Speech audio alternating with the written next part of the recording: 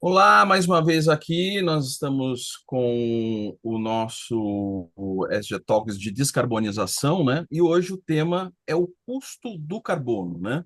Tem uma discussão muito grande em relação à comunidade ligada à área de sustentabilidade, ESG, da precificação do carbono, quanto vale e a importância disso. E hoje a gente está trazendo esse tema.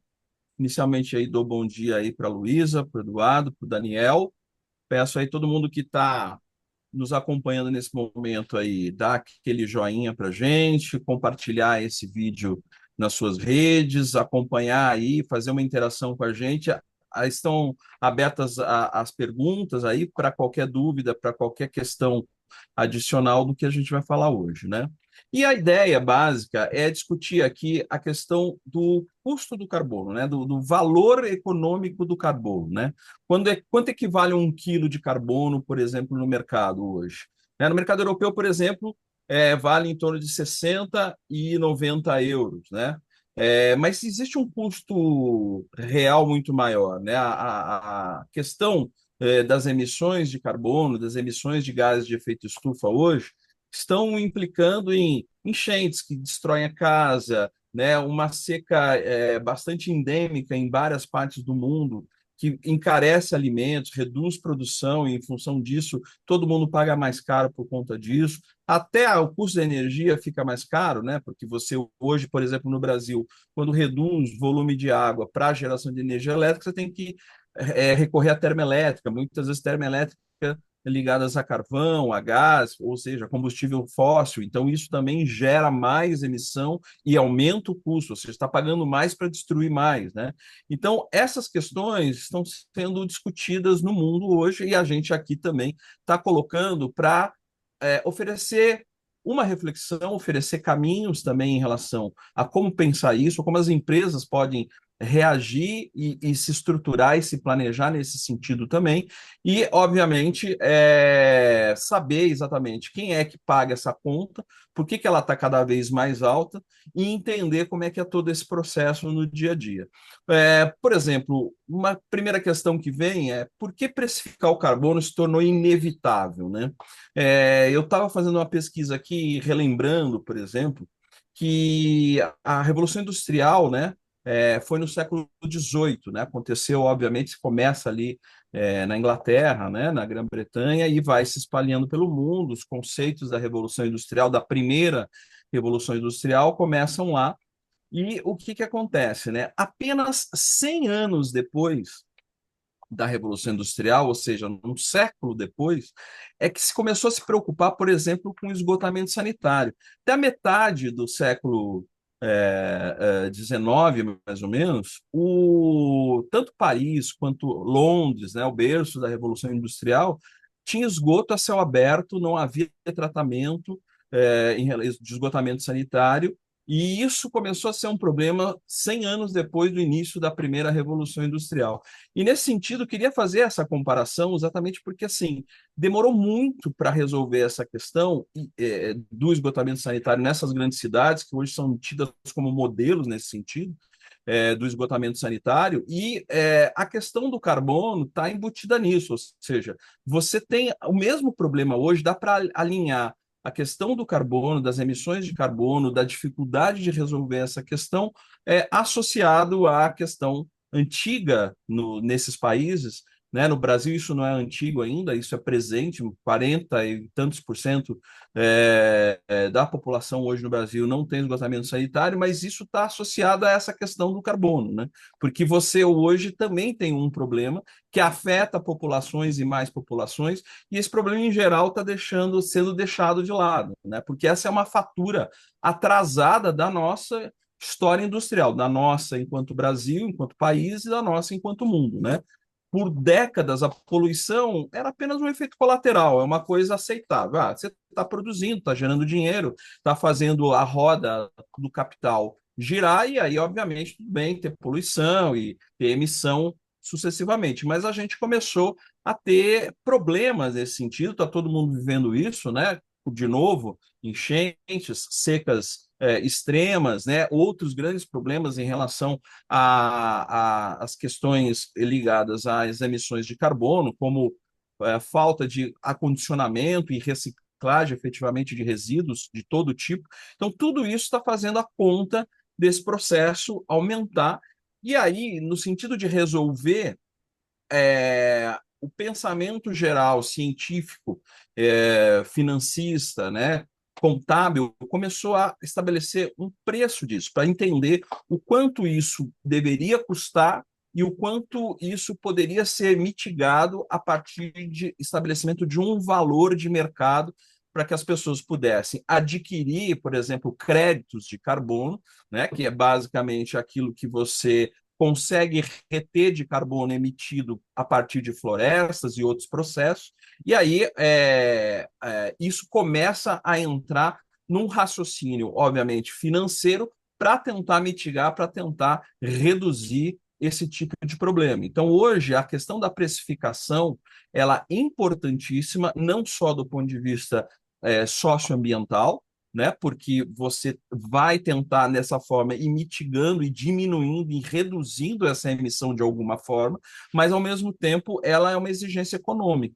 As empresas, de uma forma geral, e os governos também, elas estão trabalhando nesse sentido para reduzir prejuízo nesse sentido, porque seca e enchente e outros resultados de mais emissão de carbono estão gerando prejuízos e aumento de custos para essas próprias empresas e para esses próprios governos que têm que investir no reparo a esses problemas mais amplos, entendeu? Então, este é o ponto que a gente está discutindo hoje aqui. Hoje, este é um jogo que está colocado numa necessidade de mudança lógica nesse processo. Ou seja, quem polui mais paga por essas emissões, ou seja, por essa emissão de carbono, essa emissão de fumaça, essa emissão de gases de efeito que geram as mudanças climáticas, e aí quem reduz, obviamente, ganha vantagem. E neste processo de ganho e perde, a moeda seriam esses créditos de carbono, seria essa precificação, esse valor monetário financeiro que é possível ser aplicado para que as pessoas possam ter uma noção de quanto as empresas efetivamente estão emitindo, as sociedades estão emitindo efetivamente, né? E aí eu queria jogar para a Luísa, porque fica uma questão que acho bastante importante a gente discutir aqui, como é que o custo do carbono influencia o valor das empresas e as decisões de investimento, olhando tanto para empresas que são muito emissoras e precisam negociar, né, esses valores de carbono no mercado e as empresas que estão efetivamente tomando decisões para reduzir essa emissão e, obviamente, merecem ganhar por isso, porque estão contribuindo de alguma forma nesse sentido. Então, Luísa, como é que é essa relação aí do valor e das decisões de investimento das empresas com relação ao custo de carbono? Maravilha. Olá, pessoal. Obrigada aí, Paulo, pela pergunta. Excelente, excelente exposição aí.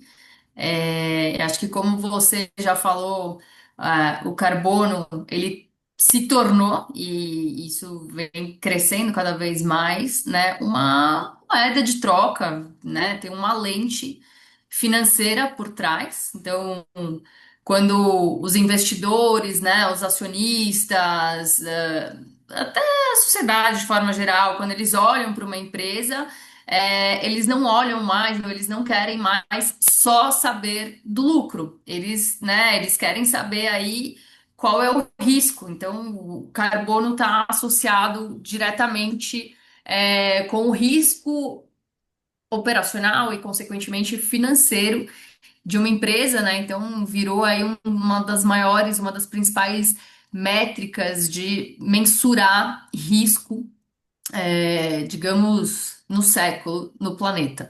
É óbvio que a gente precisa tomar cuidado e ter preocupação com relação a eventuais discrepâncias ou distorções, né, que podem acarretar, inclusive, num greenwashing de um mercado que não seja regulado, né, só olhar efetivamente para a métrica do dinheiro e sem ter qualquer tipo de auditoria ou de validação mais específica para isso. Mas as empresas hoje dependem disso, né? Então, isso tem um valor que influencia diretamente, né? Então, se uma empresa ela depende de energias não renováveis, tem uma atividade muito intensa do ponto de vista de emissões, né? Então, ela polui demais, enfim, ela gera uma série de impactos aí. Ambientais e até sociais, enfim, óbvio que essa empresa ela vai estar em risco, né? Então, de novo, os fundos, os investidores, né, os bancos, eles estão avaliando isso. Então, os bancos eles estão criando linhas de financiamento específicas, né, linhas de crédito mais interessantes e mais atrativas para quem efetivamente tem metas claras de descarbonização. As próprias seguradoras também, elas têm aumentado o prêmio para quem faz esse tipo de gerenciamento de riscos climáticos. Enfim, então tem uma série de questões aí que, de fato, trazem ou atrelam um custo aí para o carbono, né? Então, tem toda a parte tangível, né, financeira, monetária, que a gente entende, mas tem também o lado intangível, que é a confiança, que, de novo, entra na questão de evitar greenwashing e de ter metas claras e auditorias sérias para demonstrar que a quantificação e esses trade-offs de compra e venda estão sendo feitos de forma é, transparente, segura e confiável, né? Então, os consumidores eles tendem a preferir. Então, se a gente vai para a sociedade de forma geral, os consumidores eles óbvio querem, eles preferem empresas que estejam alinhadas a essas preocupações, né? Então, se a empresa ela produz um determinado bem ou serviço que esteja de acordo, né? Esteja alinhado ali com o que o consumidor final espera, e ainda assim ela é uma empresa que tem um compromisso sério que, né, publica seus inventários, que tem metas de redução, metas de descarbonização, óbvio que o consumidor final vai preferir buscar por essa empresa, né? Então isso gera o valor intangível da confiança, do aumento na melhora da reputação dessa empresa, da marca, enfim, então melhora o desempenho a longo prazo. Então o custo do carbono não é só, né, o custo de tonelada de CO2, né, emitido ali, mas é o custo também então tem o custo também intangível de confiança no mercado. E as empresas que entendem isso, né, as empresas que estão alinhadas a isso, elas consequentemente vão ter uma vida mais longa e mais alinhada com o que a sociedade, de forma geral, espera em relação às metas de descarbonização que têm ficado cada vez mais fortes e evidentes, né? A gente, em tempos de COP aí, tem se falado muito sobre isso também, mas, de novo, a gente tem que trabalhar de forma séria também para evitar greenwashing e que o carbono, que é tão importante, a quantificação, né, não seja posta também de forma, né, não seja descredibilizada. E aí, com isso, já vou passar a pergunta, né? Já sigo aí a pergunta, passar a bola para o Daniel, perguntar, então, como que a gente pode transformar o custo do carbono em inovação e oportunidade. Boa, Lu. Obrigado. Essa pergunta boa, hein? Muito legal tudo isso que você falou. Acho que você conseguiu capturar muito bem. E, bom, pessoal, vocês aí que estão, rapidinho, antes de eu responder para vocês, não esquece aí, segue a gente no canal para você conseguir assistir mais conteúdo como esse aqui, tá bom?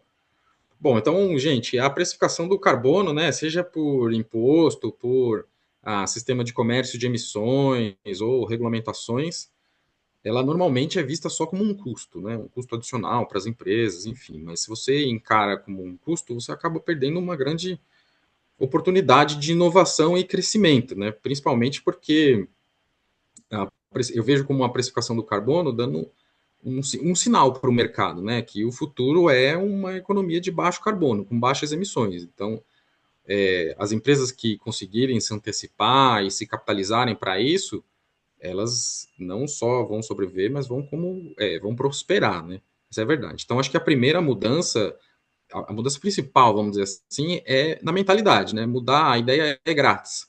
Então, o custo do carbono ele tem que ser visto não como uma multa, mas como, vamos dizer, um investimento obrigatório que vai te forçar na criatividade e a buscar a inovação. Então, isso vai ser como se fosse o combustível dessa sua máquina de inovação interna para você conseguir garantir com que a sua empresa continue relevante em um mundo que vai ser mais descarbonizado. Isso aqui não é especulativo, né? Isso aqui já é realidade. Então, existe aí uma contabilidade, né, vamos dizer, estratégica, né? Então, que você pode eventualmente trabalhar, como, por exemplo, você atribuir internamente, né, um preço sombra, por exemplo, no custo do carbono.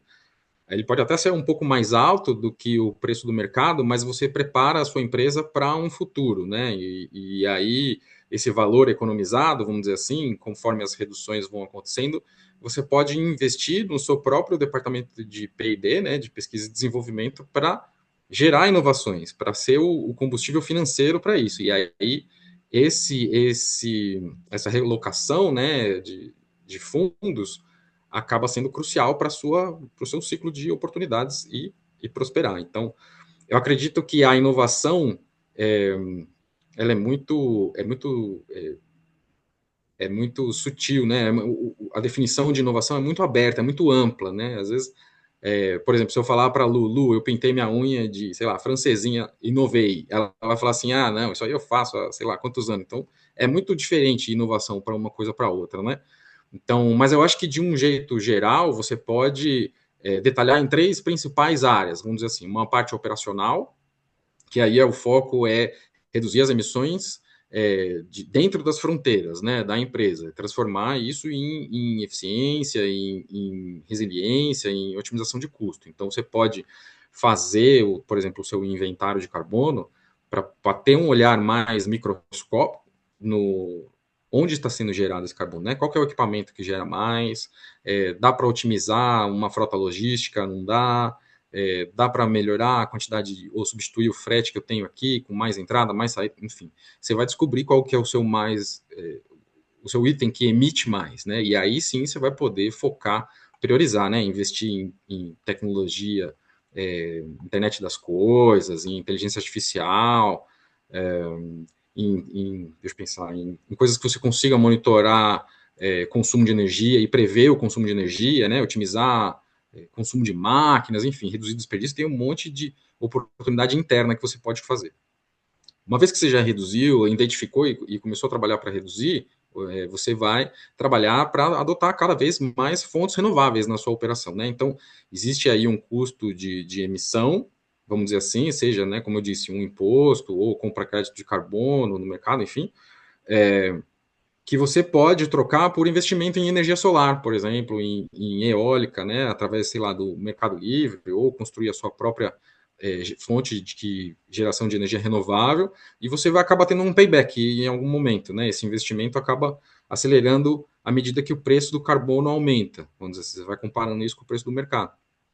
Então, acaba que a empresa, além de ganhar autonomia energética, ela se protege de volatilidade dos preços de combustíveis fósseis e do custo de carbono. E, claro, né, também ainda dentro do primeiro parte do tripé, vamos dizer assim, desses eixos, né, a gente está falando de economia circular, que você precisa ter o ESG by design já na sua operação, né? Então, redesenhar seus produtos, redesenhar o quanto menos material você vai usar, enfim, e maximizar o número de materiais reciclados, tudo isso reduz o teu custo de matéria-prima, o custo de descarte e, consequentemente, emissões, tá? Aí, já partindo para a parte de produtos e inovação, vamos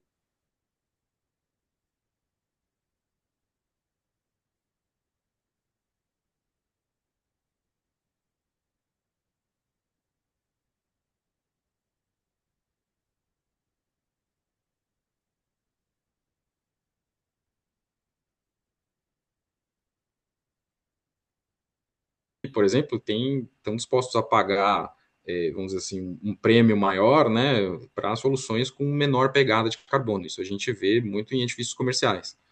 Então, por exemplo, se alguém tem lá uma solução para alguma startup, né, sei lá, tem uma solução de cimento de baixo carbono, aço verde, embalagens compostáveis, enfim, tudo isso são métodos que vão trazer valor, né, agregado ao seu produto, que é inovador e acaba ficando mais competitivo.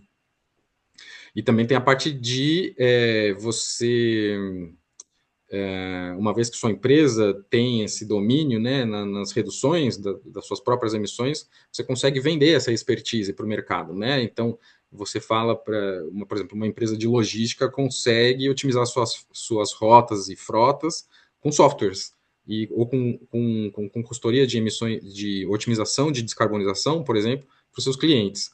Então, isso também já vem incorporado no seu modelo de negócio, né? Como se fosse o ESG by Design.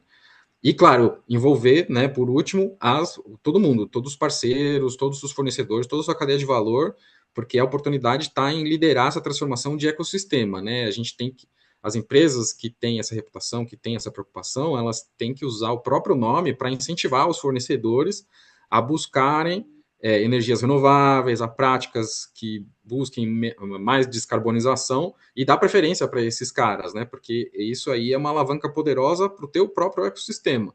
Então, você pode investir, por exemplo, em startups que consigam te oferecer produtos de baixo carbono. Falei demais já, né? Não sei. Eu acho que para resumir, eu acho que é isso. Pensar numa resiliência financeira, né? Em termos de pensar a estabilidade contra futuros elevações do preço do carbono e de energia. Então, trabalhar para buscar isso internamente e acesso a capital, claro, com juros menores, né? E, claro, isso também ajuda a atrair talentos, né, no fim do dia, né? As pessoas que têm cada vez mais orgulho em trabalhar em empresas que têm propósito e que se preocupam com o meio ambiente, com a parte social, enfim. Então, o custo de carbono não é só um modelo de negócio, ele é um catalisador para criar modelos de negócio. E aí, com isso, eu passo aqui para o Edu, né, Edu? Depois que eu já falei tanto, eu queria saber de você Valeu, aí. Se o preço do carbono tem um limite, né? Ou se ele valeu. vai até onde o planeta consegue pagar. Então, exatamente que essa pergunta, na verdade, quando você estava falando, Daniel, deu uma pequena travadinha, mas deu certo, tá? Eu acho que foi o problema, foi aqui na saída aqui na entrada aqui. Mas eu acho que respondendo a sua pergunta até, e assim, bem resumidamente, eu acho que é isso, né? O carbono é um elemento natural, né? Sempre esteve aqui na Terra, ele tem a sua função que é super importante para a vida, né? Se não fosse o carbono, a vida não existiria. O carbono também, por exemplo, ele na atmosfera, ele ajuda, né? Obviamente, o planeta a reter o calor do Sol, isso também é super importante para nós, né? Se não fosse isso, nós não existiríamos. O nosso problema é que estamos acelerando um pouco esse processo, né, de aumentar, vamos dizer assim, a camada, né, a quantidade de carbono na atmosfera, e isso vai impactar nas mudanças climáticas, que é uma coisa que obviamente vai acontecer em algum determinado momento, talvez seria, né, um movimento natural em milhares de anos, mas a gente está acelerando, né? Então, se a gente falar do ciclo do carbono, tem lá, né, as plantas, né? As plantas fazem a fotossíntese, então elas retêm ali, né? Elas acabam absorvendo esse carbono.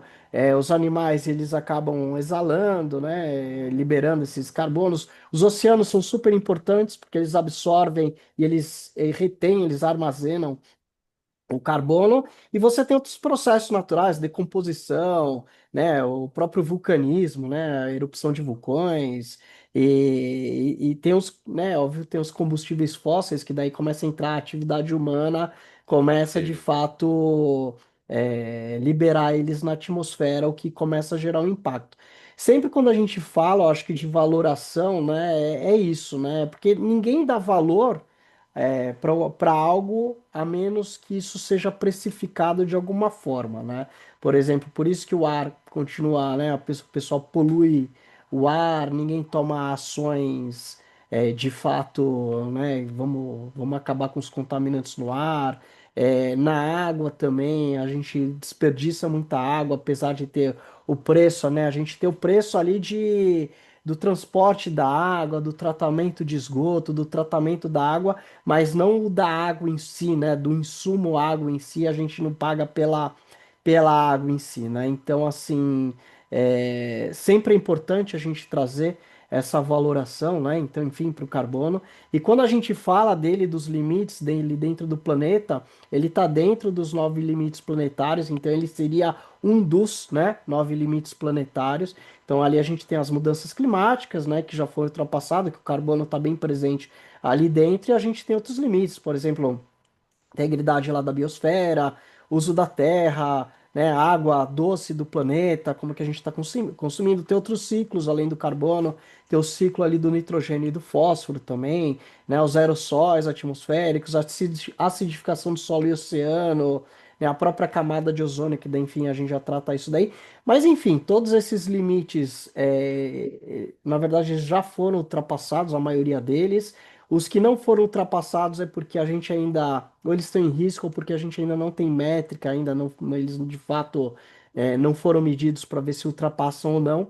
Então, assim, é sempre um preço ali que a gente vai pagar, né, pelo planeta. É algo que a gente está modificando, uma estrutura planetária que a gente está modificando e que nós, né, como seres humanos, a gente vai acabar pagando esse preço, né? Então, assim, resumindo, né, dentro da sua pergunta, Daniel, que você me perguntou sobre se o carbono tem preço, mas ele também tem um limite, enfim, esse é o limite planetário, né, e até onde vai a conta que o planeta consegue pagar. Na verdade, a conta do planeta vai ser bem simples, porque é um movimento que isso vai acontecer. Quem vai pagar de fato essa conta somos nós, né, seres humanos, e todas as espécies vegetais e animais que existem durante aqui a nossa existência. O planeta em si, obviamente, né, ele vai continuar existindo e outros ciclos eles vão surgir, vão acontecer outras coisas, né? Então, acho que a importância da gente, sempre quando a gente fala do carbono, das mudanças climáticas,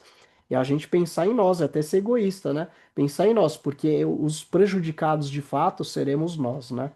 E aí, assim, pensando em tudo isso, né, até, né, enfim, o carbono, né? Enfim, é o espelho aqui da nossa época, né? Ele acaba mostrando aí o quanto que a gente evoluiu tecnologicamente, né? Porque tudo acaba utilizando carbono, se bem que agora tem os processos limpos, que começa a vir uma nova forma, né? De tecnologia partindo desse princípio, né? E o preço nas emissões é a gente reconhecer que cada ação aqui tem uma consequência, né? Então, acho que esse que é o grande mote aqui, né, da parte do carbono que a gente tem conversado. E aí eu até queria pedir para o pessoal, né, eu sei que o, quem começou foi o Paulo hoje, né, o Paulo falou bem, né, chamar o pessoal. Clica aqui, né, na nossa playlist, porque a gente vai discutir bastante sobre todas essas questões do carbono, acho que é muito importante. Na nossa próxima conversa, a gente vai acabar falando um pouquinho mais, estendendo esse assunto, trazendo um pouquinho mais sobre energia limpa e o papel do Brasil nessa transição, né, global, falar um pouco da COP30, né, o que que será que aconteceu aí, será que finalmente, né, os países vão tomar algumas ações um pouquinho mais produtivas em relação a isso. Então é isso, eu queria convidar aí todo mundo aí, não sei se o Paulo, não sei se você, Paulo, Luísa, Daniel, tem mais algum complemento, senão acho que a gente pode, né, a próxima conversa a gente estende aí para esse tópico de energia limpa. Valeu, valeu, Edu, Daniel, Paulo. Então, Segue Beleza. aí, pessoal. então Curte obrigado, aí, Tá. gente. segue. É Beleza. isso aí. Tchau, tchau, gente. Tchau, um abraço, gente. Tchau, tchau.